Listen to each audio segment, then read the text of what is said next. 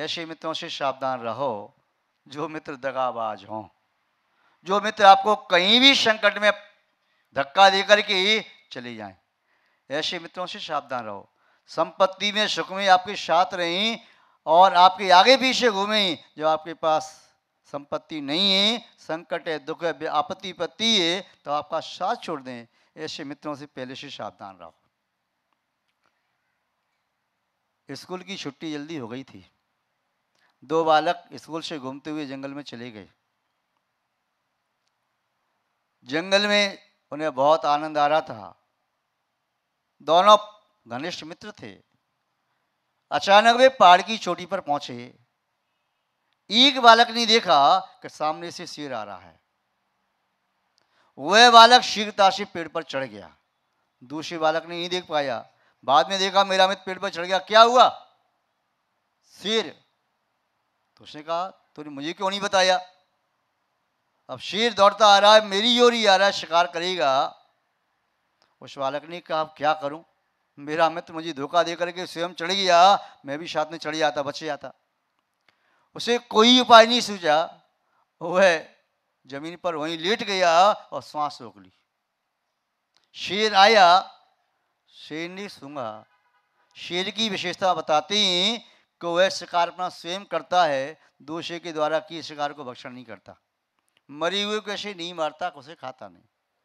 वह शेर आया, वह सूंघता रहा, चक्कर लगाता रहा, परंतु शेर को लगा ये तो श्वास नहीं ले रहा, मर गया। ये तो मुझे देख कर के ही भय खा करके मर गया, मैंने शिकार नहीं किया, इसे मैं नहीं खाऊंगा, छोड़ करके चला गया। जब शेर चला गया दूसरी दिशा की ओर, थोड़ी देर बाद वह वृक्ष पर चढ़ा मित्र उतर के आया, बोला उठ। अब शेर तो चला गया, उठ गया। अब उसने चुटकी लेते हुए पूछा उस मित्र ने जो पेड़ पर चढ़ गया था, शेर तेरे पास आया, तेरे कान में कुछ कह रहा था, क्या कह रहा था? उसने कहा शेर मेरे कान में कह रहा था ऐसे धोखेबाज मित्रों से दोस्ती नहीं करना चाहिए। वह मेरे कान में कह के गया कि ऐसे धोखेबाज मित्रों से दोस्ती नहीं करना चाहिए जो अपने प्राण बचाने के लिए दूसरे के प्राण संकट में डालते। महानुभाव, वह शेर ने काया नहीं कहा, किंतु व्यक्ति ने कहा कि यदि आप इस प्रकार की मित्रता रखते हैं तो ऐसे मित्र से तुम्हें बिना मित्र का रहना अच्छा। जो मित्र मौके की तलाश में रहते हैं, कब मैं अपने मित्र को छलूं, कब मैं मित्र को अपने ठग करके उसकी संपत्ति प्राप्त करूं, कब मैं अपने मित्र की इमेज का लाभ ले सकूं, उसकी प्रतिष्ठा का लाभ स्वयं ले सकूं और उसकी प्रतिष्ठा पर प्रश्न चिन्ह लगा सकूं। ऐसे जो मित्र हैं जो दो गले होते हैं, उनसे सावधान रहना है। एक बार किसी ने पूछा ढोलक से, तुम्हारे माध्यम से इतनी सुंदर आवाज आती है, किंतु फिर भी लोग तुम्हें पीटते क्यों हैं? उधर बांसुरी से पूछा, तुम्हारी अंदर इतने छेद भरे पड़े हैं, फिर भी लोग तुम्हें ऊंटों के बीच में क्यों लगाते हैं, इतना प्यार क्यों करते हैं? ढोलक ने कुछ नहीं कहा, मौन रही, और बांसुरी भी कुछ कहने कोई उसके पहले एक संत कहता है, इसका रहस्य शायद ये नहीं जानते, मैं बताता हूं।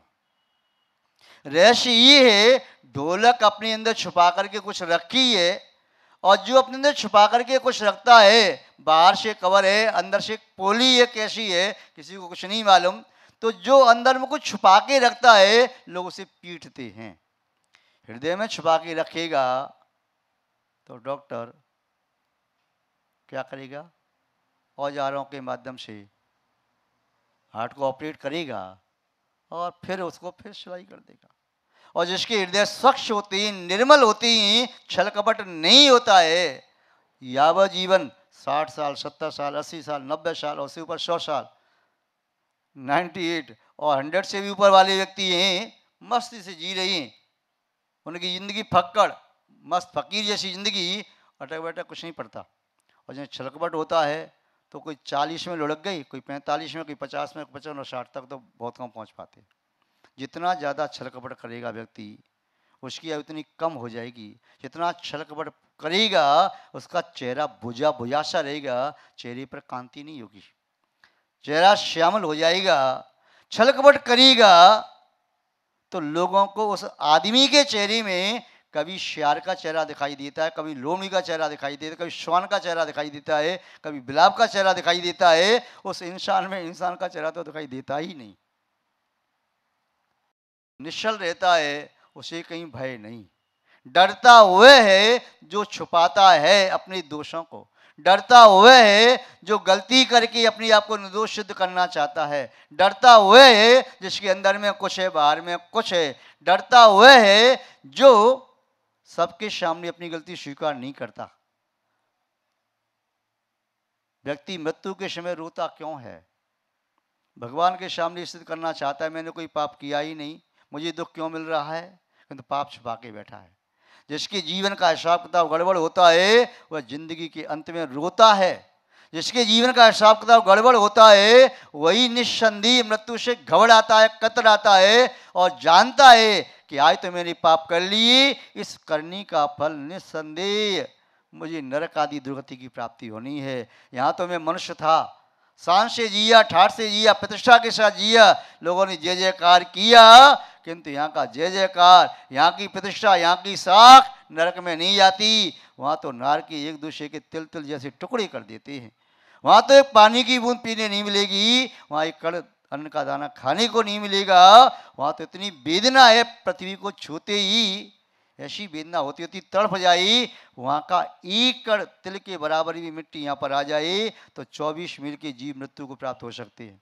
ऐसी बदबूदार मिट्टी, इतना शीत और उष्ण कि सुमेरु पर्वत के बराबर लोहे का गोला डाल दिया जाए तो गल जाए, और जहाँ उष्णता है डाला जाए तो पिघल करके पानी हो जाए।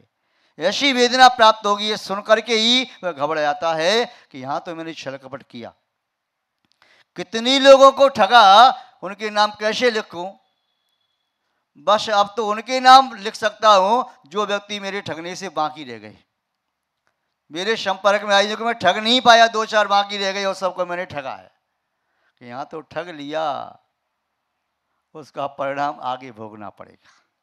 तो महान भाव, तो वह संत कह रहे थे कि ढोलक वह अपने अंदर छुपा करके रखती है, इसलिए मार खाती रहती है।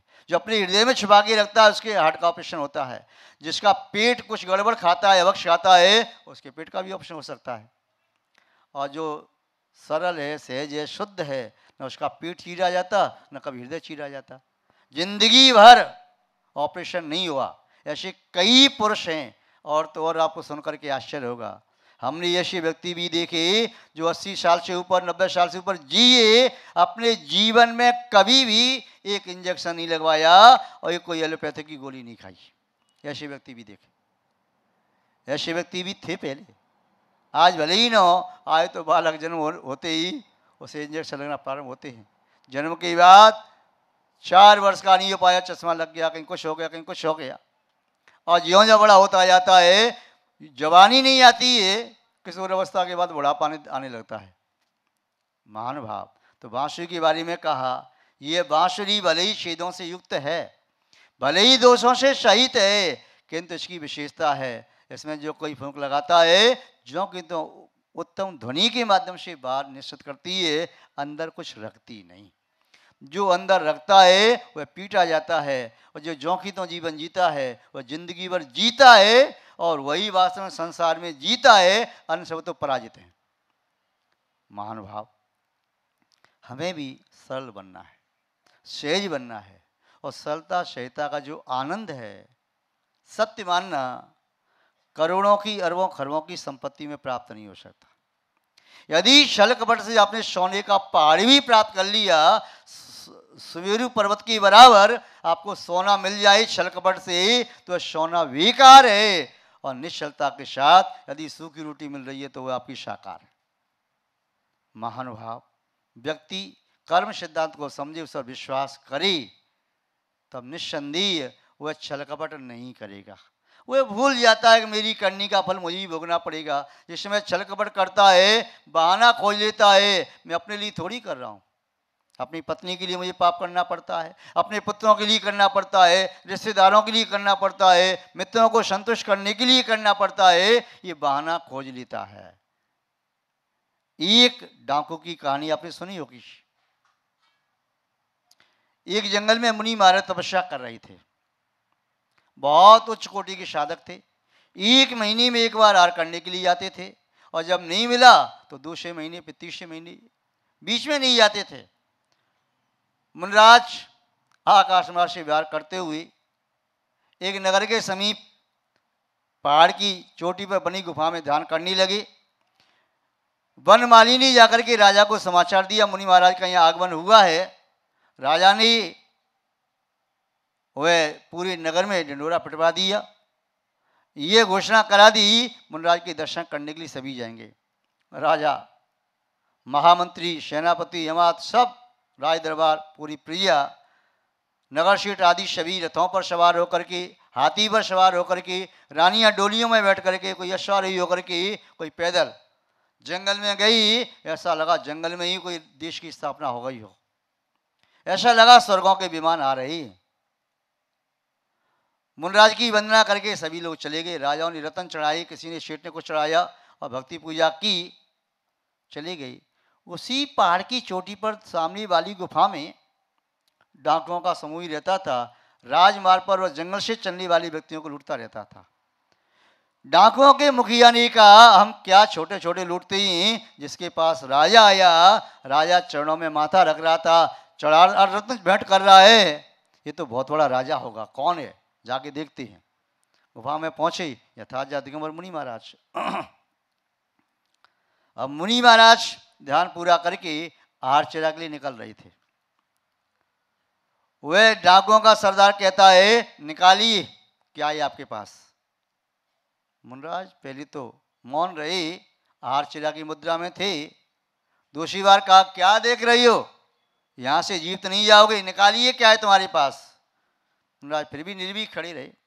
तीसरी बार फिर कहा, तुम्हारे पास क्या है, निकालिए, आप ऐसे नहीं जा सकते, हमारा पूरा गिरोह है, आप घिरे चारों तरफ से, कहीं भाग के नहीं जा सकते, निकालिए, क्या है आपके पास।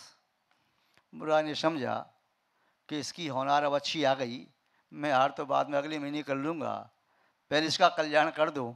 अपनी मुद्रा छोड़ी और उनसे कहा, हाँ भाई, मेरे पास वैसे तो कुछ नहीं है, ये आप देख रही हो, ये पिच्छी है मयूर पंख की, और ये कमंडल, इसमें पानी भरा हुआ है, ये तो आपकी बाहर रूप है दूसरों को ठगने के लिए। आपके पास और कहाँ छुपा के रखे हैं रत्न, आपके पास कुछ नहीं होता, इतना बड़ा राज आपके चरणों में क्यों आता। नगर सेठ आए, सेनापति आया, महामात्य आया, महामंत्री आए, सभी आए, राज पुरोहित आया, तुम्हारे पास कुछ न कुछ तो है। अब ये बताओ, सीधे सीधे देते ही हो कि मैं अपनी शक्ति का प्रयोग करूं।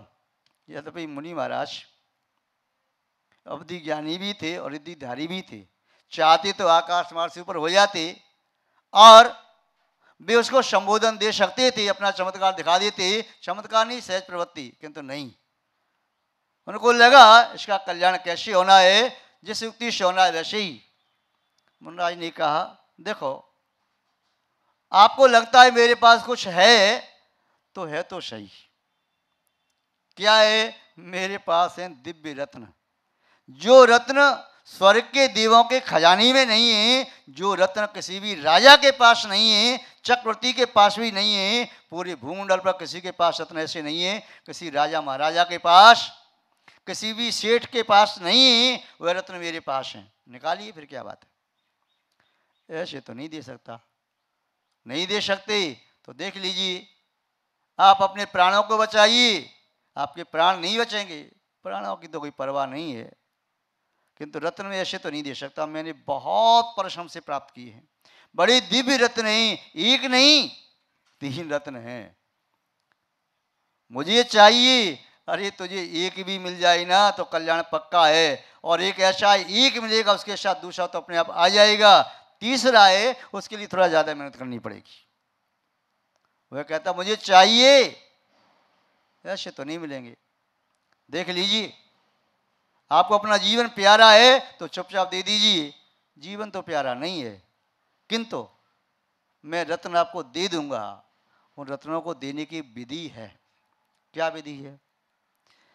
ये दिव्य रत्न ऐसे प्राप्त नहीं होते, जैसे मैं कहूं वैसे आप करोगी तो रत्न प्राप्त हो जाएंगे। क्या करना है?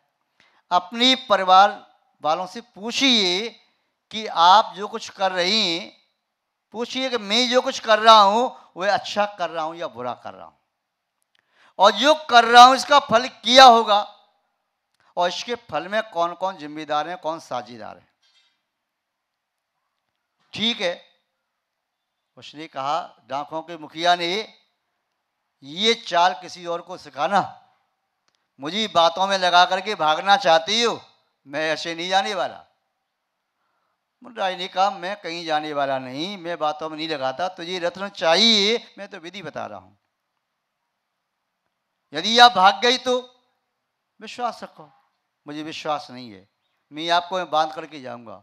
पेड़ से बांध गया मुंडराज को, और अपने साथियों से कह गया, दूर से देखना, निगाह रखना, यदि रस्सा खोल करके भागने की कोशिश करें तो मेरी इंतजारी नहीं करना, जो सबके साथ करती है उनके साथ भी वही करना। वह घोड़े पर सवार होकर के अपने घर गया, अपने पिता से पूछा, पिताजी मैं जो कुछ करता हूँ अच्छा करता हूँ या बुरा करता हूँ, पहला प्रश्न। दूसरा, इसका फल अच्छा होगा या बुरा। तीसरा प्रश्न, इसका फल जो प्राप्त होगा उसमें आप साझीदार हैं या नहीं।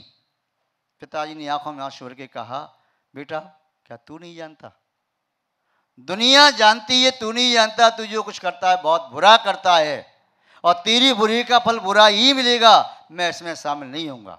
मैं तो भगवान से प्रार्थना करता हूं, यदि मैं बिना पुत्र का रहता तो बहुत अच्छा होता, तूने मेरी नाक कटवा दी, मेरा गला काट के अलग कर देता तो ठीक रहता। लोग कहते डाकुओं का पिता आ रहा है। उस समय ऐसा लगता है किसी ने मेरे कानों में शीशा पिघला के डाल दिया हो, मेरे अंदर वो मर्मांतिक पीड़ा होती है। मैं तेरे किसी भी कृत्य में शामिल नहीं है, मैं कहीं साझेदार नहीं हूं, और मैं तो भगवान से प्रार्थना करता ऐसा पुत्र मुझे नहीं मिलता, यदि प्राप्त भी योग या तो जन्मते ही। समझ गए, तो ही ठीक होता। मां के पास गया, मां भी रोने लगी, बेटा तो भीख मांग करके हमारा पेट भर देता तो अच्छा होता, किंतु ऐसा कार्य कर रहा है उचित नहीं है बेटा, मैं तेरे कर्तव्य में कभी शामिल नहीं हो सकती। पत्नी के पास गया, पत्नी ने कहा, मेरे पिता को मालूम नहीं था, उस समय तुम बड़ी शरीफ थे, अब डाकू बन गई। मेरे मायके वाली कितना मुझे ताना देते हैं, मैं कहीं जा नहीं सकती, आ नहीं सकती, बैठ नहीं सकती, सभी कहते डाकुओं की पत्नी है, डाकू की पत्नी है। लोग बड़े सावधान रहते हैं, वे शब्द मुझे तीर से चुभते हैं। बेटे से पूछा, बेटे ने भी कहा, पापा आप जानते तो हो अच्छा नहीं हो, और आप ये भी जानते हो बुरे का फल बुरा होता है।